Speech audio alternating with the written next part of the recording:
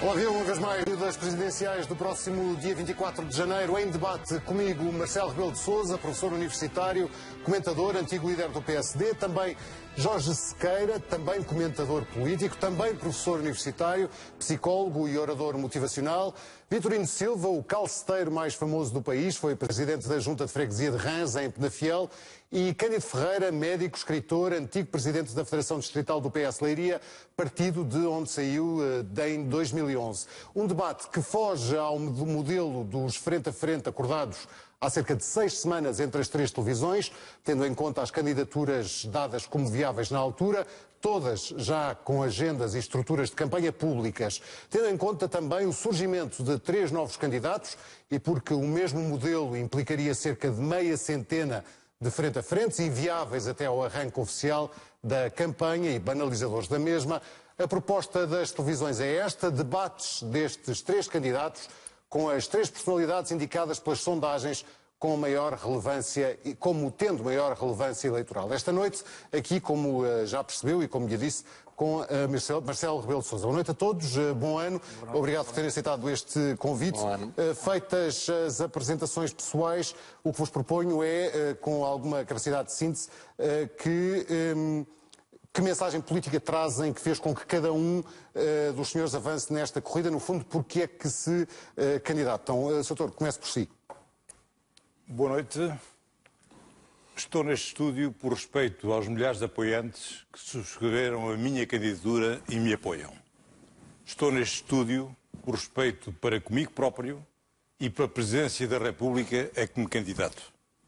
Ninguém calará a minha discordância das televisões, incluindo a que presta serviço público, ao dividirem os candidatos em 3 categorias, impedindo também que todos debatam com todos. Sei que este combate é muito desigual. Como português, democrata e republicano, quero aqui deixar bem expresso que não me resignarei perante tão profunda e injusta discriminação, cujos tempos de antena variam, no mínimo, de 1 para 10. Uma injusta discriminação que ficará para sempre a envergonhar esta eleição e a reduzir a democracia em Portugal. Foi a lutar por outro Portugal, moderno e igualitário, fui preso antes do 25 de Abril. Um Presidente da República corajoso e isento, como Portugal precisa, terá de ser o primeiro a não ter medo e a promover o princípio da igualdade. Nunca poderá ser bom Presidente quem faz de conta que nada disto é com ele ou quem tem medo dos debates. Posto isto, retiro-me serenamente, mas com mágoa, deste programa, onde deveria dar a conhecer aos portugueses as minhas propostas para Portugal. Esta é a única atitude digna de alguém que pretende jurar sobre a Constituição e defender os valores da República, da democracia e da pátria portuguesa. Muito obrigado. Sr. Doutor, como não posso convencê-lo a alterar essa sua posição... Não tem hipótese nenhuma. Muito obrigado. Deixe-me só que tenha o microfone. Tenho muita pena que não participe neste debate. Com certeza compreende as limitações que expliquei, de resto, no início desta nossa conversa. Tenho muita pena. Tenho uma... Boa noite a todos. Boa noite. Boa noite. Boa noite, Sr. Doutor. Muito obrigado. Vitorino Silva, espero que continue connosco e que me diga porque é que se candidata. Convosco e com os portugueses. Sou candidato, sou português, é um direito que tenho e é a forma de eu dar o meu contributo. Sou um homem de terreno, conheço a realidade do meu país, o meu gabinete é a rua e o impulso do povo, e por que não? E por que não uma candidatura do povo? Tiveram 40 anos os políticos a dar lições ao povo, eu acho que sou à altura de o povo dar uma lição aos políticos que estiveram à frente deste país durante estes 40 anos. Muito obrigado. Uma candidatura do povo, presumo que também a sua seja uma candidatura do povo, Jorge Sequeira. Sim, antes de mais não deixo de subscrever, não com a veemência do Dr. Cândido Ferreira, alguns dos aspectos que aqui mencionou, compreendendo naturalmente as vicissitudes que as televisões implicam e também, enfim, isso é de certa forma compreensível.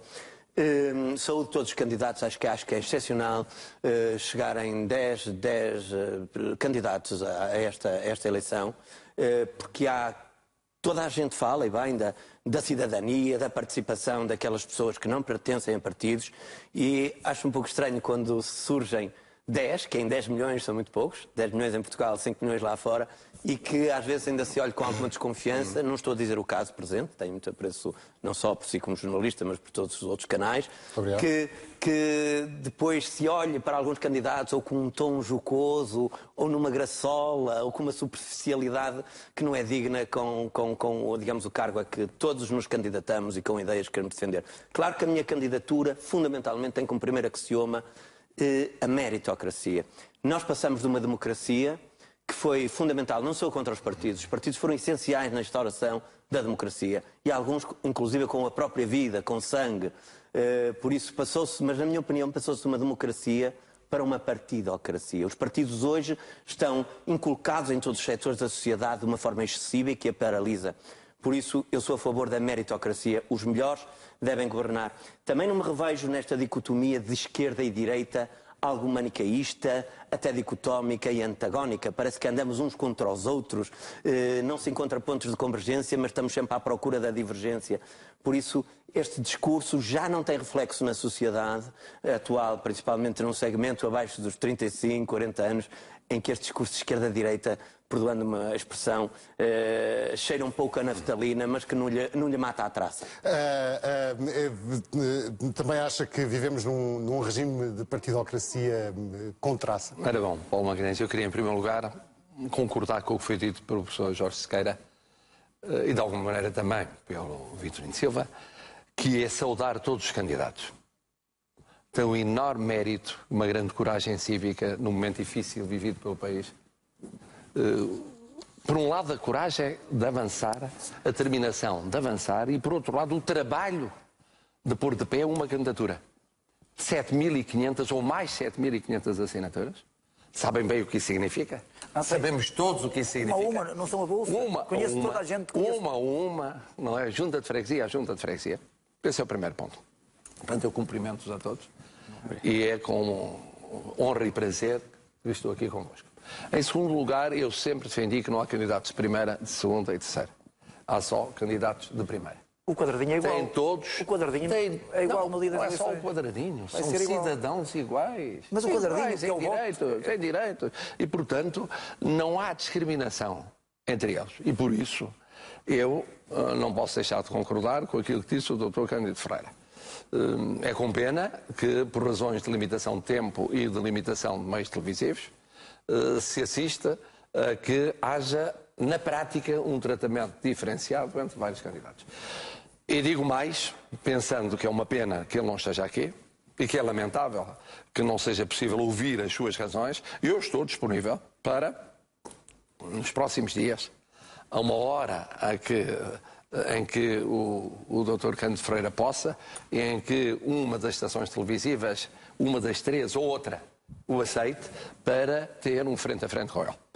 Porque acho que é justo que assim aconteça e não pode ficar esta abertura, que foi uma das grandes aberturas destas eleições, é tantos debates como nunca houve, ficar maculada por uma situação excepcional. Dito isto, eu responderia dizendo o seguinte, que ainda bem que as candidaturas presidenciais não são partidárias. Ainda bem que não são. Porque os partidos políticos... Mas tem o apoio ou a recomendação do... Ora bom, os partidos políticos têm cumprido uma missão, e cumpriram uma missão muito importante no nascimento da democracia. Foi muito importante. Sem eles não era possível nascer a democracia, mas não podem esgotar a democracia. Não podem ter um monopólio da democracia. E uma coisa que eu me lembro como constituinte, quando votei a Constituição, é que ficou muito claro que as candidaturas presidenciais não eram candidaturas partidárias. E, portanto, quando diz o professor que não é bom haver partidocracia, isto é, excesso de partidos, domínio excessivo dos partidos na vida política em qualquer sociedade, eu não posso senão concordar consigo. Vitorino Silva disse que diz que o seu combate é entre, e vou citá-lo, entre a academia e as botas de biqueira de aço, entre a rua e o ar-condicionado. Isto quer dizer o quê? Entre as duas escolas. Porque há muita gente que pensa que o saber está todo nos livros. Bom, eu também tenho livros, sou autor, mas também respeito muito o saber que ainda não foi para os livros. Da biqueira de aço? Da vida, a dureza, o trabalho. Pronto, há muita gente que nunca escreveu livros, alguns que nunca leram um livro, mas que têm muito saber, muito saber.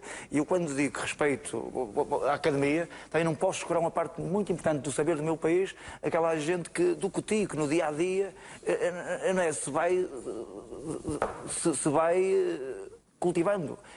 O povo tem muito saber. Eu, quando digo, e a experiência que eu tive nesta luta, comecei na Praia da Rocha, na Cota Zero, a arranjar assinaturas, com esta mala que trouxe os livros, e o que toda a gente me dizia, está a ver? O que toda a gente me dizia é: Tino, não desistas.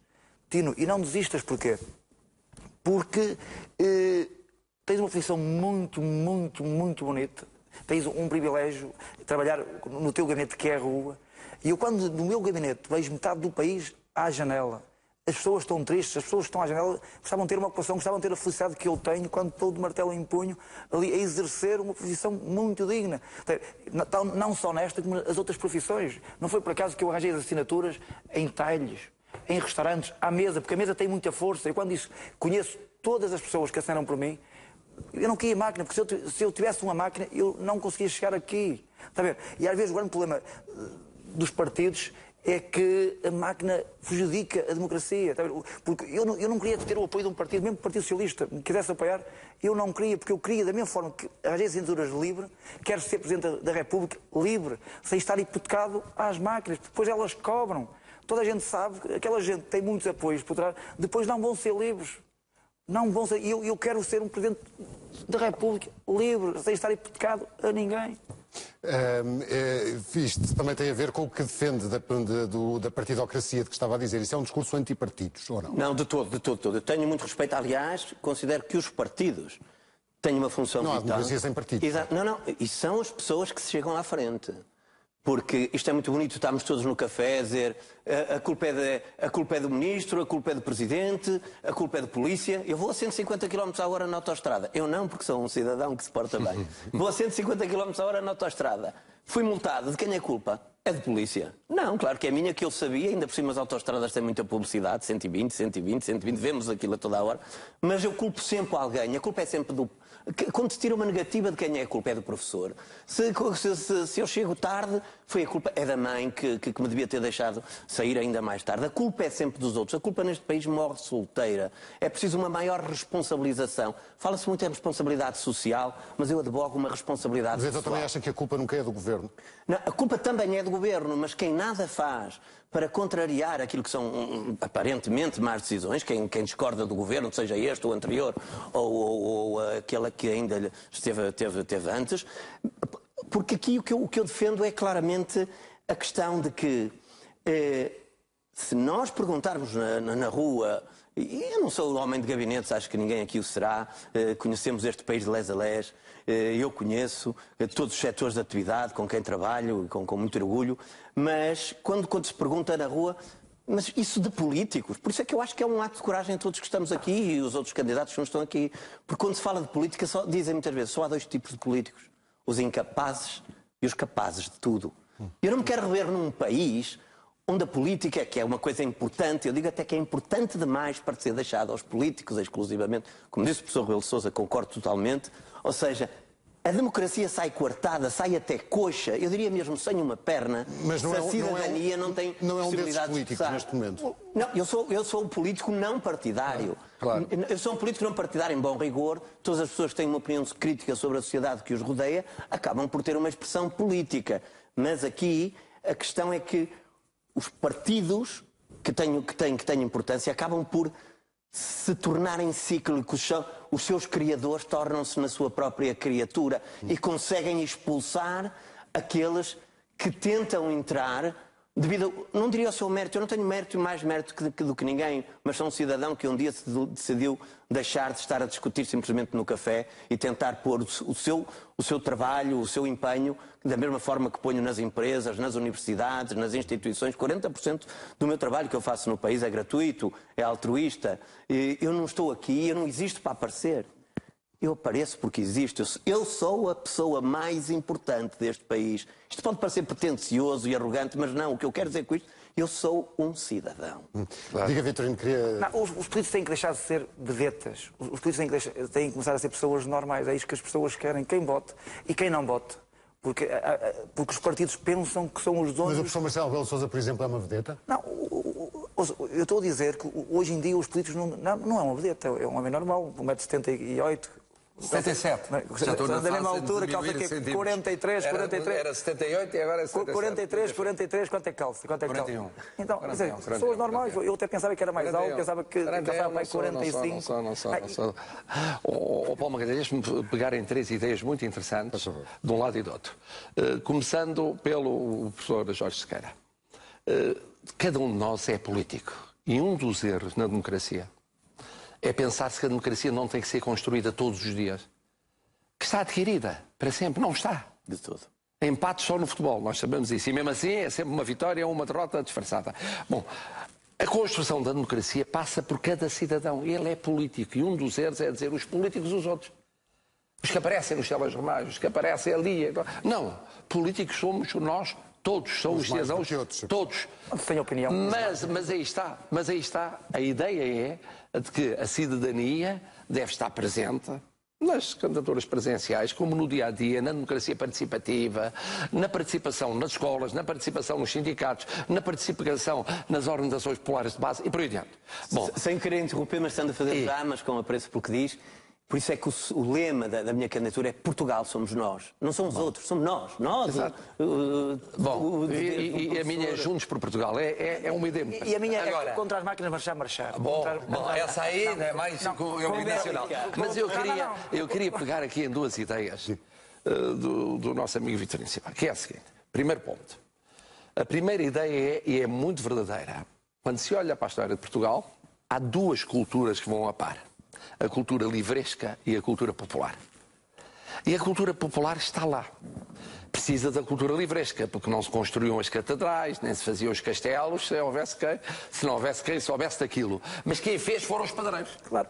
Foi o povo a fazer. E, portanto, há uma cultura popular. Muitas vezes aconteceu que o povo esteve contra os letrados. E quem tinha razão era o povo.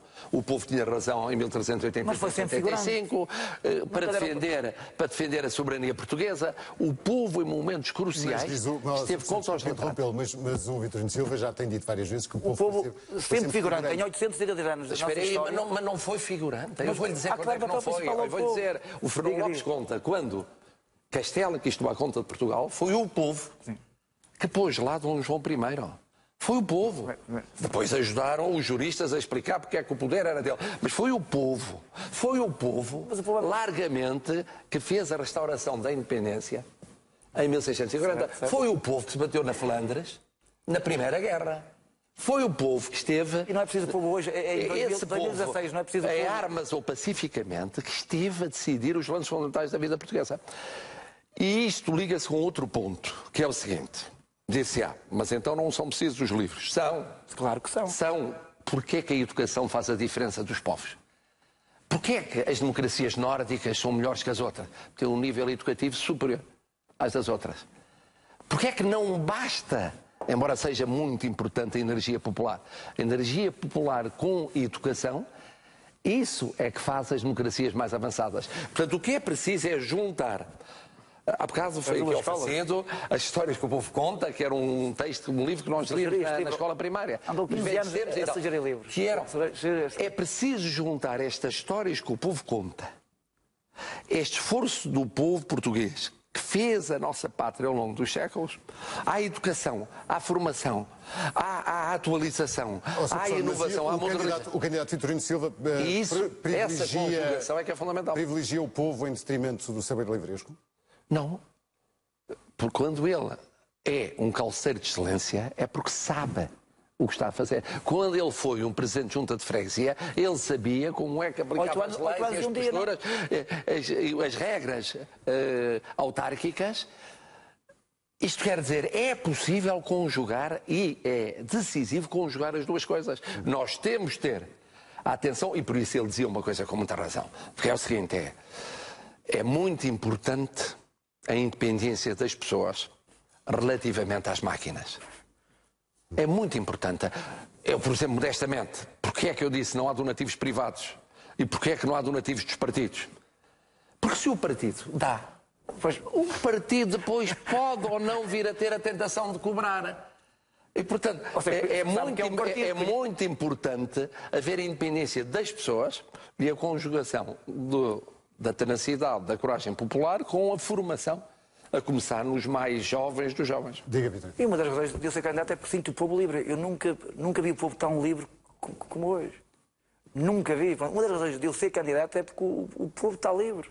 Nunca esteve tão livre como agora. Eu até diria mais, a razão de haver 10 candidaturas como estas, nestas eleições, de haver orçamentos tão baixos como estas eleições, e de, com as suas limitações, haver debates como nunca houve, é porque isto é um sinal de mais democracia. O Vitorino Silva, eu lembro-me apareceu num congresso do Partido Socialista, eu estava nesse congresso, não se identifica com nenhum dos candidatos da sua família socialista? Não, porque isto foi em 99, onde eu era presidente de junta, na altura tinha um objetivo que era pôr Rãs no mapa.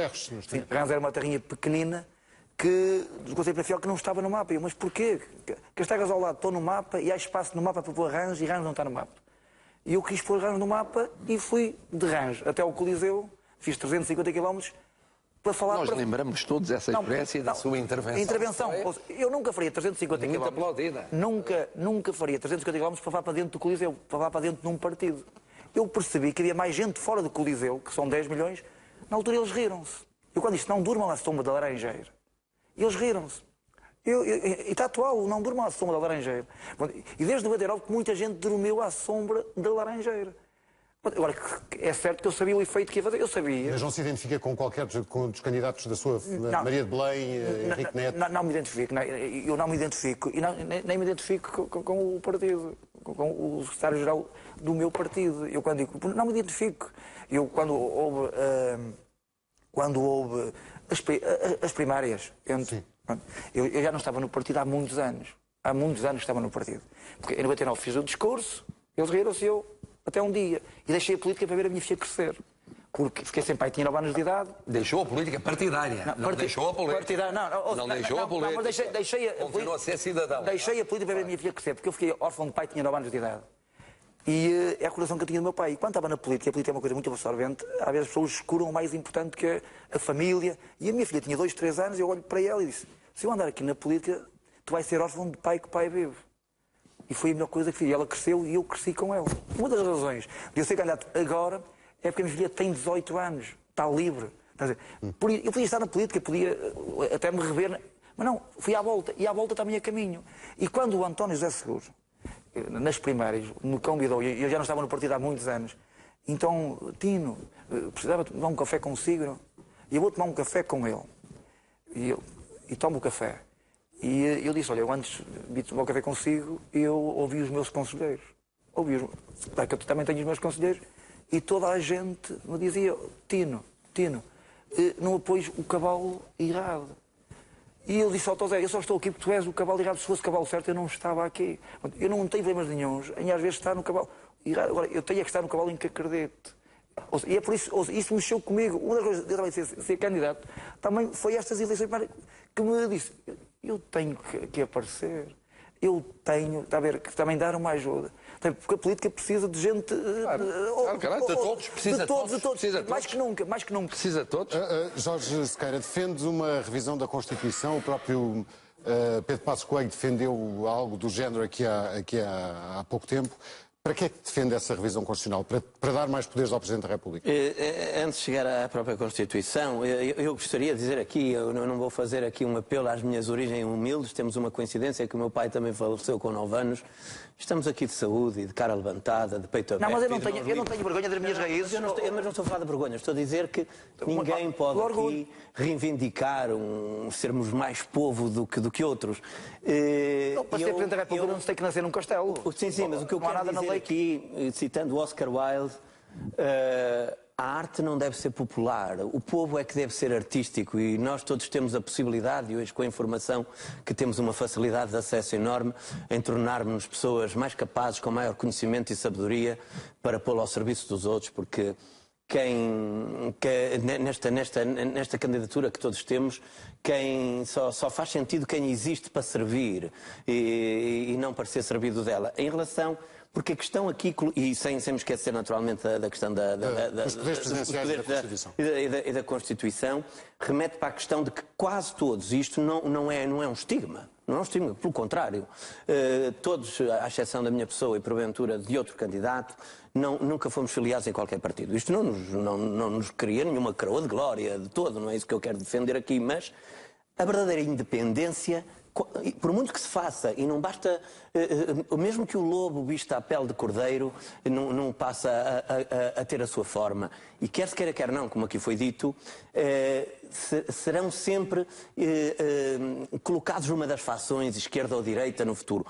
E eu acredito na inteligência e na honestidade intelectual de todos os candidatos que possam vencer esta eleição, para que na altura da verdade que tenham que decidir, consigam se desprender desse seu passado, que não é um passado que se renegue, nem um passado que se tenha qualquer, digamos, vergonha de assumir quando essas decisões foram feitas como deve ser. Em relação à Constituição, que foi a questão... Os poderes presidenciais estão bem como estão? Ou... Os poderes presidenciais, na minha opinião, não.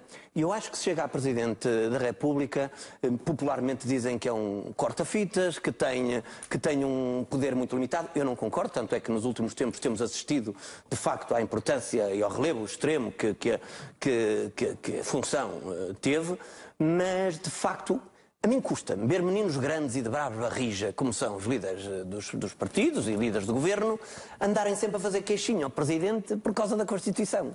Ai, mas a gente não pode governar porque a Constituição é muito má para nós. Sabem tanto de Constituição e são os primeiros a digamos, ir contra a Constituição. O último governo acho que deu 10 tiros na Constituição. E sabem muito disto, não é? O próprio Presidente da República, que eu acho absolutamente excepcional, que hoje ninguém votou nele, mas alguém votou no... Não, ninguém votou no atual Presidente da República. E é por isso que eu acho que tenho enormes possibilidades de ganhar, porque se ninguém votar em mim, eu ganho as eleições. Porque foi o que aconteceu com o atual Presidente da República. Tirando este parênteses, eu diria que...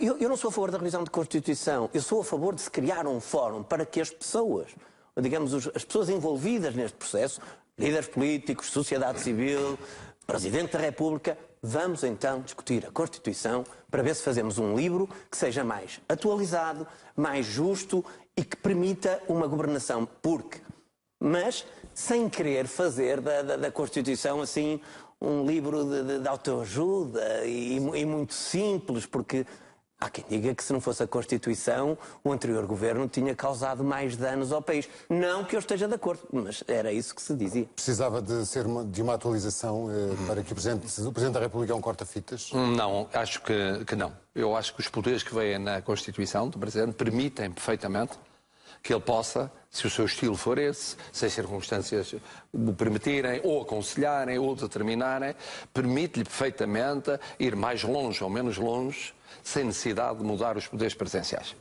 Eu estive na feitura da Constituição, depois acompanhei muito de perto a primeira revisão constitucional e foi a partir daí, quando desaparece o conceito da Revolução e o Presidente passa a ter o estatuto que hoje tem, e que dura até hoje. A partir daí é que temos esse conjunto de poderes do Presidente, que estamos agora a abordar. Eu penso que esse conjunto de poderes é suficiente, não deve ser alargado, nem deve ser diminuído.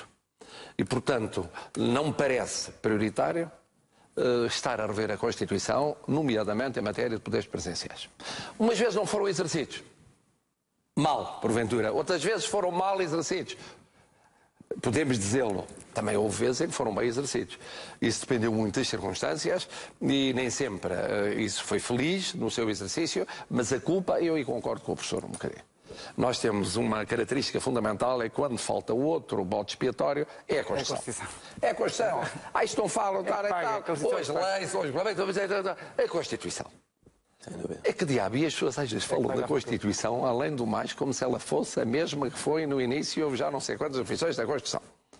Bom, e, portanto, e há muita coisa que se pode fazer em Portugal sem estar a rever a Constituição. Mas é uma explicação fácil. Uma explicação fácil. De quem é a culpa? Não, é da Constituição. É uma desculpa. É uma desculpa. Temos que parar com a desculpa, que é para a culpa não morrer solteira. Por isso... Mas sabe que é antigo. Já o século XIX todo foi passado a discutir a Constituição. O século XX é um problema, como diz o professor também, um problema de mentalidade. Mas nós podemos mudar a mentalidade. Podemos ir de vento. Às vezes é um bode expiatório. É um bode expiatório. duas vezes. Vitorino Silva, temos pela primeira vez uma situação inédita em termos de governo, um governo minoritário do Partido Socialista com apoios parlamentares à esquerda. Se quebrarem estes acordos do PS com o Bloco e com o PCP, deve ser dissolvida a Assembleia da República? Se eu fosse Presidente da República, que me espero, antes de ouvir os partidos, ouvia o povo. Eu ouvia as duas partes do povo, o povo que vota e o povo que se abstém. Porque os partidos pensam que são os donos dos votos do povo. Não, são os donos de uma parte dos votos do povo. E depois ouvia os partidos. E o que é que, mas acha que um governo sem o apoio no Parlamento do PCP e do Bloco, este governo deveria manter-se, ou o senhor, se fosse Presidente da República, dissolveria a Assembleia? Eu sei o que o povo pensa. Acho que toda a gente sabe o que é que o povo não gostou muito deste processo.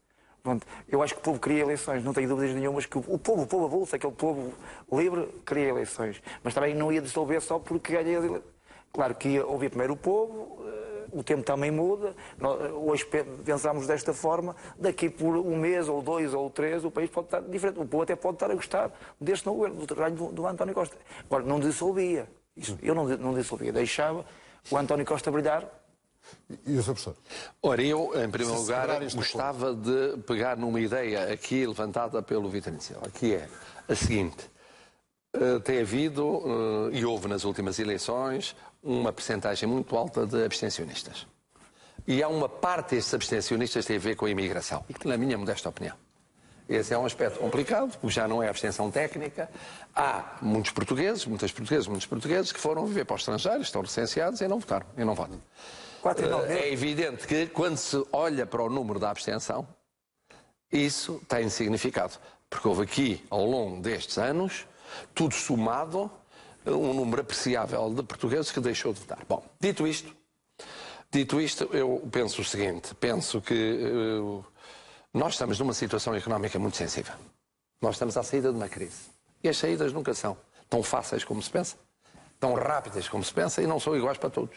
Então, há muitos que ainda estão a sofrer, e há muitos ainda a sofrer a ressaca da crise. Muitos. Quando se pensa está a sair. Por outro lado, a saída é com números ainda muito pequeninos de crescimento.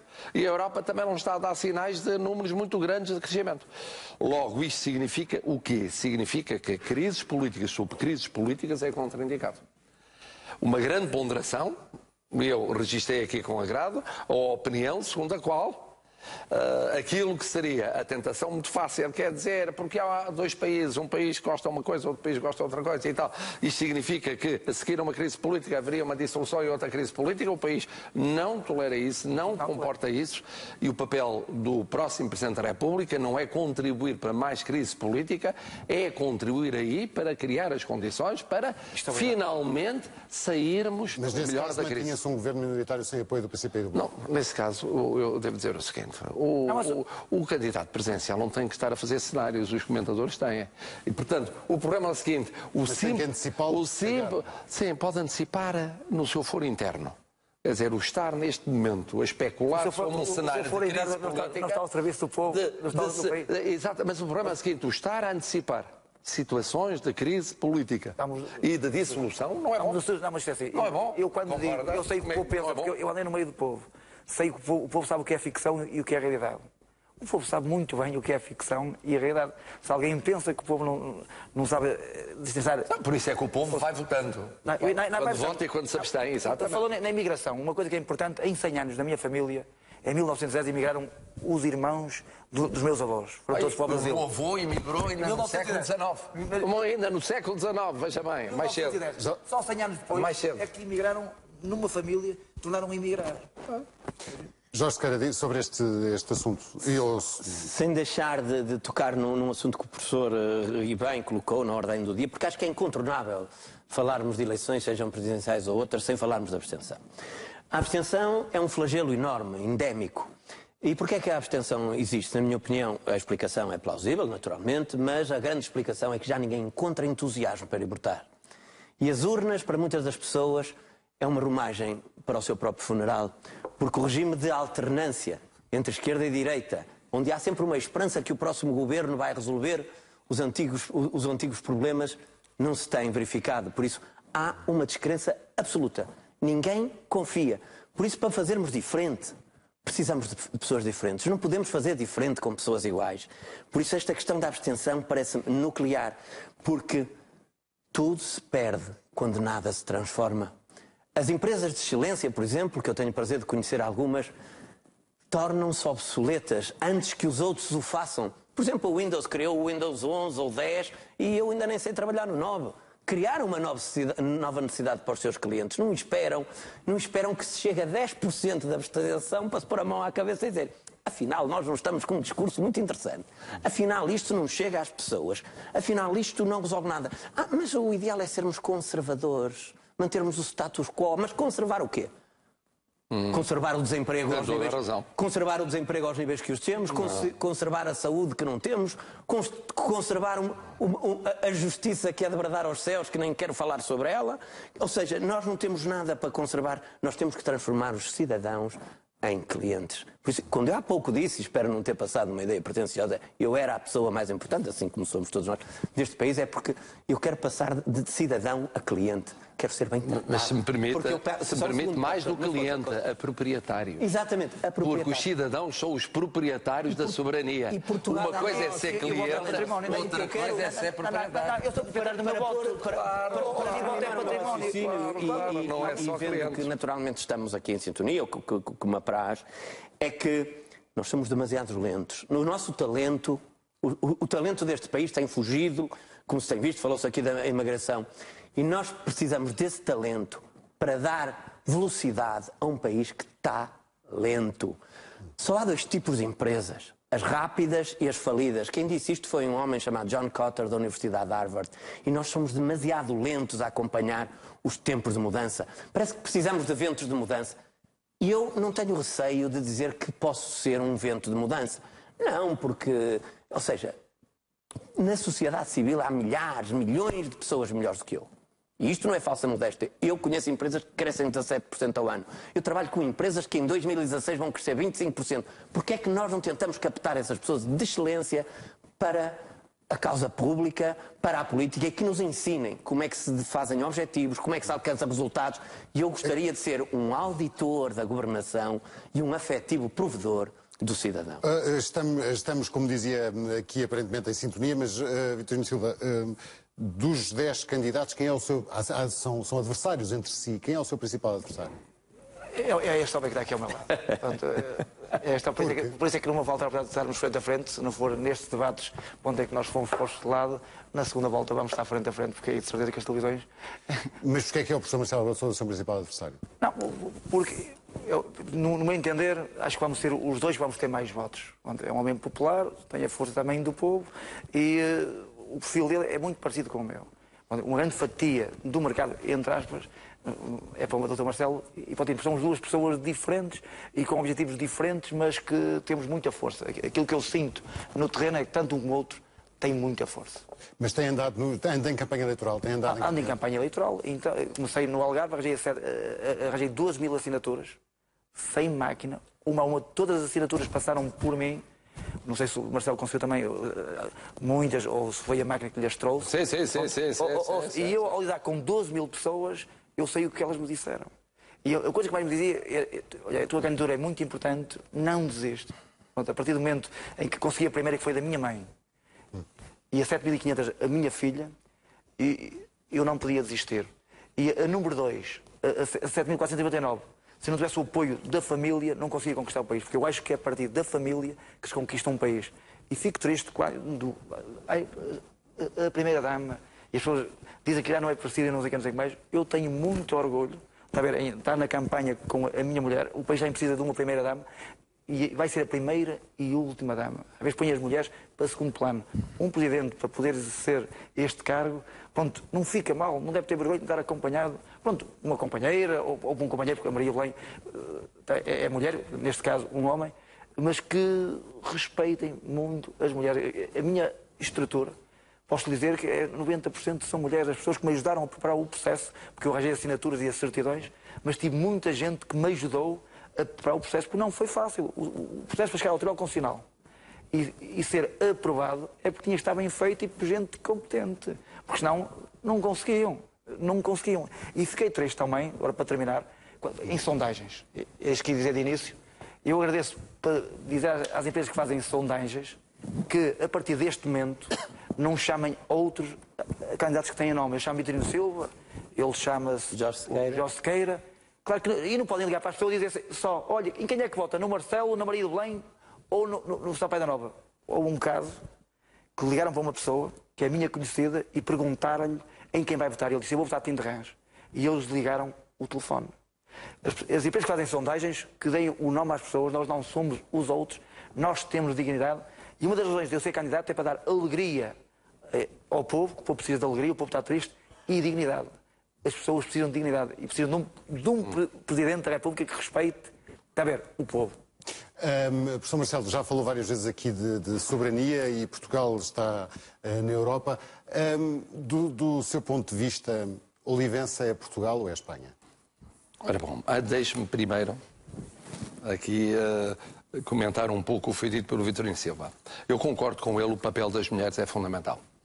Não é por acaso que a minha mandatária nacional é uma mulher de 29 anos. A minha tem 24. Vive imigrada 29 anos. A minha tem 24. Mas 29 anos, que em 29 anos é das 10 mais famosas do mundo, na sua área científica, a nível das revistas americanas, a nível daquilo que criou no domínio da saúde. É notável. Educada em Portugal. Educada em Portugal, nascida em Leiria. Educada na Universidade de Coimbra. Depois com um doutoramento na Universidade Americana. Trabalhando em França. O que isto significa da qualidade dos portugueses que trabalham cá e lá fora e das mulheres em particular. E várias das mandatárias distritais são mulheres. E a máquina é inexistente, mas aquilo de mini máquina que existe são 4, 5, 6 pessoas, são essencialmente mulheres.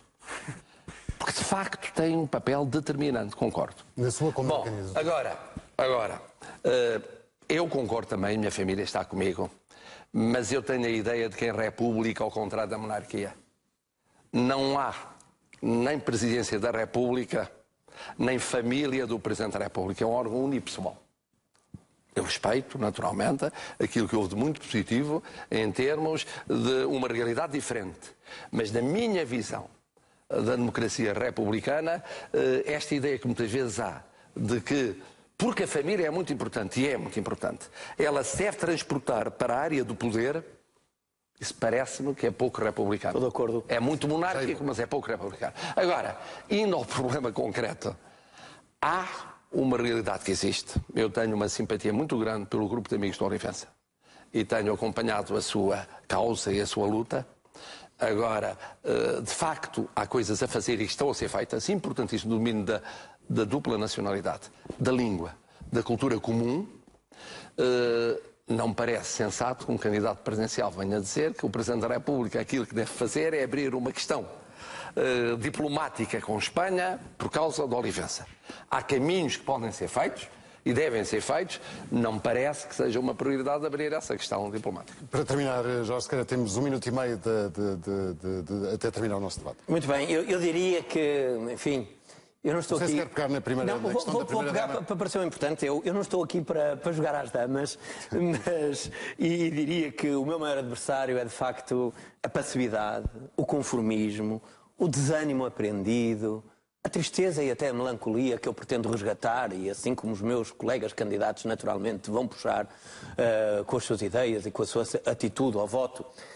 Diria que vivemos, como disse o professor Marcelo Rebelo de Sousa e bem, vamos viver tempos difíceis, tempos de incerteza e de insegurança, com alguma instabilidade.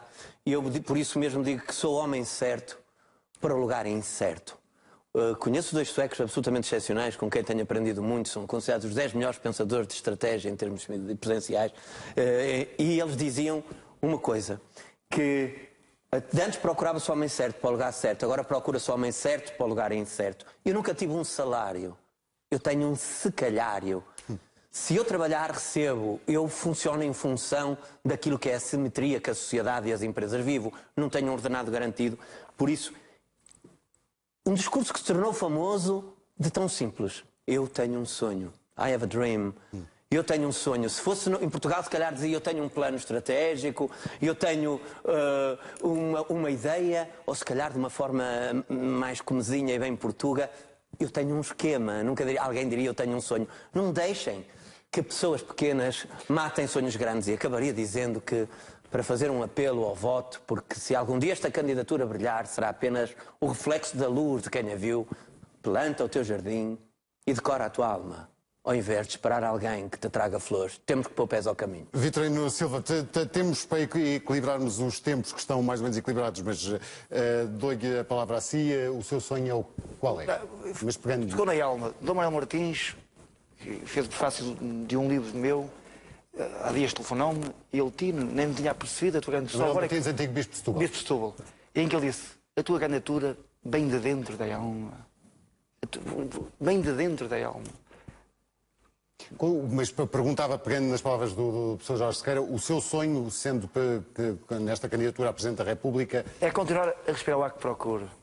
Falando de uma forma poética, continuar a respirar o ar que procuro. Isso quer dizer que... Quer dizer que quero continuar a ser livre. Quero continuar a procurar o meu próprio ar. E se for eleito, vem morar para o Palácio de Belém? O Palácio é do povo. O Palácio é do povo. E vou devolver o Palácio ao povo. Vai ser o Palácio do povo. Isso, como é que isso se faz? É um espaço muito grande para uma família só. Usar aquele palácio. Mas muda-se de Penafiel para Lisboa? Não, eu sou de Rãs, Penafiel. Gosto muito de Penafiel, claro, vou ter muitas vezes que estar em Lisboa. Vou ter que ficar por Lisboa. Mas eu vou ser um Presidente da República, vou estar mais tempo em presidência aberta do que no gabinete. Não vou ser Presidente da República de gabinete, vou ser de terreno mesmo. Para continuar a ouvir o povo, a plebe, como o senhor disse? Claro, a devolver o papel principal ao povo. Agradeço a todos terem aceitado este nosso convite. Ficou feito aqui mais um debate a caminho das presidenciais do próximo dia 24. Boa noite a todos. Até amanhã.